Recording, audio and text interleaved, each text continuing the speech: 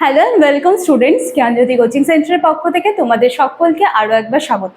আমরা সাক্ষ্য দর্শন শেষ করে যোগ দর্শনে কিন্তু চলে এসেছিলাম এবং এটা মেবি আজকে আমার থার্ড দিনের ক্লাস যোগ দর্শনের। আজকে আমাদের আলোচনার বিষয় হচ্ছে চিত্তবৃত্তির প্রকারভেদ। এর আগের দিনে কিন্তু চিত্তবৃত্তি কী ছিল সেটা নিয়ে আমরা আলোচনা করেছিলাম বা সেই বিষয়ে আমরা কিন্তু একটুখানি পরিচিত হয়েছিলাম। আজকের আলোচনার বিষয় বা ক্লাসটা শুরু করার আগে আমি একটু তোমাদের বলে দিতে চাই, তোমরা যারা আমাদের জ্ঞানজ্যোতি কোচিং সেন্টারের সাথে যুক্ত হতে চাইছো তাদের অগ্রিম ওয়েলকাম। এবং আমাদের জ্ঞানজ্যোতি কোচিং সেন্টারে কিন্তু সমস্ত রকমের সাবজেক্টসই প্রোভাইড করা হয়ে থাকে। তোমরা যারা আমাদের বাকি আরও যারা স্যার ম্যামদের ভিডিও অবশ্যই তোমরা রোজ দিন দেখো, তাদের কাছে পড়তে চাইলেও কিন্তু তোমরা অনায়াসে আমাদের সাথে কিন্তু যোগাযোগ করে নিতে পারো। আমাদের জ্ঞানজ্যোতি কোচিং সেন্টারে অনেক দিন আগের থেকেই কিন্তু থার্ড সেমিস্টারের জন্য অ্যাডমিশন শুরু হয়ে গিয়েছে এবং অনলাইন ক্লাসও আমরা শুরু করে দিয়েছি। সেজন্য আর দেরি না করে যত তাড়াতাড়ি সম্ভব হয় তোমরা কিন্তু আমাদের সাথে যোগাযোগ করে নিতে পারো। আমাদের সাথে সরাসরি যোগাযোগ করতে হলে তোমাদেরকে কর্নারে দেওয়া এই দুটি নাম্বারের মধ্যে যে কোনো একটি নাম্বারে কিন্তু কল করে নিতে হবে।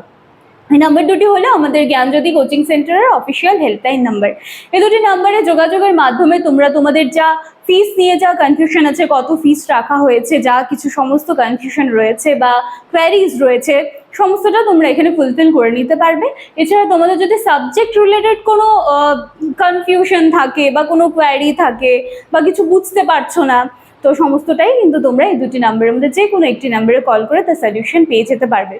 কথা না বাড়িয়ে আমি একেবারে আজকে আমরা আলোচনার বিষয়ে কিন্তু চলে আসবো। দেখো, চিত্তবৃত্তির প্রকারভেদ কালকে আমরা শিখেছিলাম বা কালকে আমরা জেনেছিলাম যে চিত্তবৃত্তিটা কি জিনিস। ঠিক আছে, মানে যখন কোনো বিষয়ের সাথে যুক্ত হচ্ছে, চিত্ত যখন কোনো বিষয়ের সাথে যুক্ত হয়ে সে যখন বিষয়ের যে আকার বা যে রূপ সেটা যখন ধারণ করে তখন কিন্তু সেটাকে বলা হয় চিত্তবৃত্তি। আজকে আমরা জানবো চিত্তবৃত্তির প্রকারভেদ কত রকমের রয়েছে। এখানে আমরা 5 রকমের বৃত্তি কিন্তু দেখতে পাচ্ছি। 5 রকমের বৃত্তি কি কি? প্রমা বা প্রমাণ, বিপর্যয়, বিকল্প, নিদ্রা, স্মৃতি। প্রমা বা প্রমাণ, বিপর্যয়, বিকল্প, নিদ্রা, স্মৃতি। ঠিক আছে, এর মধ্যে থেকে আমরা এই যে প্রমা বা প্রমাণ এটা কিন্তু কমপ্লিট করেছিলাম। তোমরা যারা আমার আগের দিনের ভিডিওগুলো দেখে এসেছো সেখানে কিন্তু প্রমাণের মধ্যে যে আরো 3টা ভাগ বলো বা আরো 3টে যে স্তর ছিল সেটা কিন্তু আমরা কমপ্লিট করেছিলাম। একটা ছিল প্রত্যক্ষ প্রমাণ, একটা ছিল অনুমান প্রমাণ এবং আরেকটি ছিল কিন্তু শব্দ প্রমাণ। এই 3টাই আমরা কমপ্লিট করেছিলাম। আজকে সেগুলো আরেকটু আমরা ডিটেইলসে জানবো। নাম্বার 2তে রয়েছে বিপর্যয়। এখানে কিন্তু আমরা দেখতে পাবো যে পঞ্চক্লেশ। ঠিক আছে, বিপর্যয়ে এসে আমরা পঞ্চক্লেশ দেখতে পাবো। এখানে পঞ্চক্লেশে রয়েছে অবিদ্যা, অস্মিতা, রাগ, দেশ, অভিনিবেশ। ঠিক আছে, নাম্বার 3তে রয়েছে বিকল্প, নাম্বার 4-এ রয়েছে নিদ্রা এবং নাম্বার 5-এ রয়েছে স্মৃতি। এবার প্রত্যেকটা একটুখানি ডিটেলসে জানার চেষ্টা করি। দেখো, প্রমা বা প্রমাণ যেটা আছে সেখানে আমরা 3 রকমের প্রমাণ দেখেছিলাম।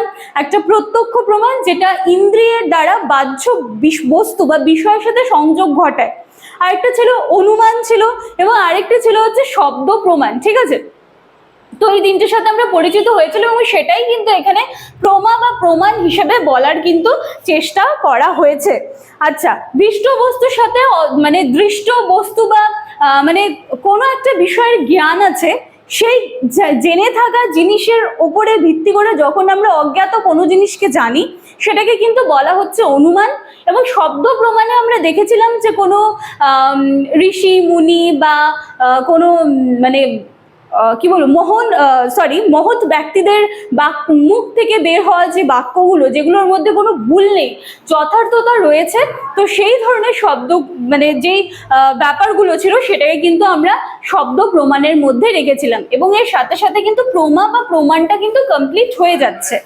এরপরে আমাদেরকে জানতে হবে বিপর্যয়। দেখো, এখানে বিপর্যয় কোন সেন্সে বলা হয়েছে? মিথ্যা বা ভ্রান্ত জ্ঞান। ঠিক আছে, মিথ্যা বা ভ্রান্ত জ্ঞান এই সুবাদে কিন্তু এসেছে বিপর্যয়। দেখো, আমরা যখন চিত্তবৃত্তি এই ব্যাপারটা আলোচনা করলাম তখন সেখানে দেখলাম যে চিত্ত যখন বিষয়ের সাথে যুক্ত হয়ে বিষয়ের যে আকার চিত্ত ধারণ করে নিচ্ছে, কিন্তু এই বিপর্যয়ে এসে আমরা দেখছি যে চিত্ত কিন্তু বিষয়ের সেই আকারটা ধারণ করে নিতে পারছে না। এবং সেখানে দেখা যাচ্ছে যে ভিন্নই কিছু রূপ ধারণ করছে।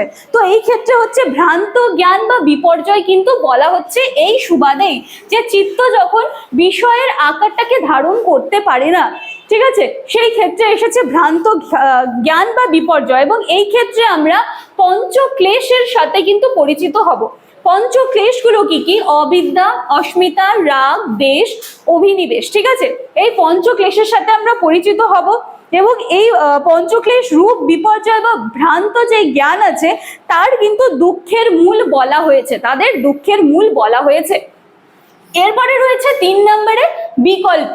এখানে কি বলা হচ্ছে যে তৃতীয় চিত্তবৃত্তি, আমাদের যতগুলো 5 রকমের চিত্তবৃত্তি আছে তাদের মধ্যে তৃতীয় যে চিত্তবৃত্তি আছে সেটা হচ্ছে বিকল্প। এবং সেখানে বলা হয়েছে যে মানে বিকল্পের হচ্ছে মানে কোনো নির্দিষ্ট অর্থ থাকে না। অনেক সময় কোনো আমরা এমন একটা শব্দ শুনি যেটার কিন্তু আসলে কোনো সেরকম অর্থ থাকে না, কিন্তু সেটা শুনে আমাদের চিত্তে মনে হয় যে নতুন কিছুর উদ্ভব হয়েছে বা সেই শব্দের কোনো বাস্তবিকতা আছে। তো এইরকম যে ব্যাপারগুলো রয়েছে সেটাকে কিন্তু বিকল্প বলা হয়েছে। যেমন ধরো যে আকাশ কুসুম, ঠিক আছে, এটা শুনলে আমাদের চিত্তে মনে হয় যে নতুন কিছু মানে এক প্রকার জ্ঞান বা বৃত্তি আমাদের চিত্তে উৎপন্ন হচ্ছে। তারপরে ধরো যে সোনার পাথর বাটি, এই সমস্ত জিনিসগুলো, ঠিক আছে। আচ্ছা, এরপরে হচ্ছে নিদ্রা। নিদ্রা হচ্ছে আমাদের চিত্তের হচ্ছে 4 নম্বর যে পয়েন্টটা রয়েছে সেটা কিন্তু 4 নম্বরে রয়েছে আমাদের নিদ্রা। এবং এখানে বলা হচ্ছে নিদ্রা হলো এক প্রকারের চিত্তবৃত্তি এবং এখানে কিন্তু স্বপ্নাভাব কিন্তু থাকে না, ঠিক আছে। নিদ্রা কালে জ্ঞানের অভাব বিষয়ক বৃত্তি বা জ্ঞান হয়, তাই একে জ্ঞানের অভাব বিষয়ক জ্ঞানও বলা হয়। এবং স্মৃতি তো আমরা সকলেই জানি, স্মৃতি বা যেটাকে মেমোরি বলা হয়, স্মৃতিও এক প্রকারের চিত্তবৃত্তি। এটা আমাদের 5 নম্বর বা পঞ্চম চিত্তবৃত্তি এবং এর মাধ্যমে অতীত অভিজ্ঞতা বা পূর্ব বিষয়ের স্মৃতিজনিত যে বৃত্তি হয় সেটাই আমাদের জ্ঞানের স্মৃতি হিসেবে থাকে। তো এই হচ্ছে যোগ দর্শন নিয়ে শুরু করার পর আজকে আমার তৃতীয় দিনের ক্লাস চিত্তবৃত্তির প্রকার ভেদ নিয়ে আজকে আমার ক্লাস ছিল, যেখানে আমরা 5 রকমের চিত্তের সাথে পরিচিত হয়েছি। বিষয়গুলো না একেবারে স্টেপ বাই স্টেপ কিন্তু তোমরা দেখো। হ্যাঁ, আমি এটাও বলবো যে মনে করো আজকে এই পর্যন্ত যারা আমার ভিডিওতে পৌঁছেছো তারা আগের ভিডিওগুলো যদি না দেখো কাইন্ডলি দেখে এসো, ঠিক আছে। কারণ তোমাদের সিলেবাসে যা প্রোভাইড করা হয়েছে আমি কখনোই তোমাদেরকে ভয় দেখাবো বা ঘাবড়িয়ে দেওয়ার মতন কোনো কথাই বলবো না। ইভেন আমি এটাই বলবো যে এই টপিকগুলো দেওয়া হয়েছে সেটা কিন্তু ইন্টারেস্টিং।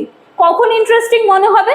যখন তুমি জিনিসগুলোকে সুন্দরভাবে বুঝতে পারবে। যদি সেগুলোকে বুঝতে না পারো তখন তোমাদের সিলেবাস দেখে মনে হতে পারে যে পুরো ফিলোসফির ব্যাপারটা এখানে চলে এসেছে, খুব কঠিন মনে হচ্ছে, ব্যাপারগুলো খুব জটিল। যোগ দর্শন, সাংখ্য দর্শনের সাথে তো আগে কখনো পরিচিত সেভাবে হয়নি। যাদের ফিলসফি ছিল তারা কম বেশি স্কুলে যাদের ফিলসফি ছিল তারা পরিচিত এসব বিষয় নিয়ে, কিন্তু যাদের নেই তাদেরও কোনো প্রবলেম নেই।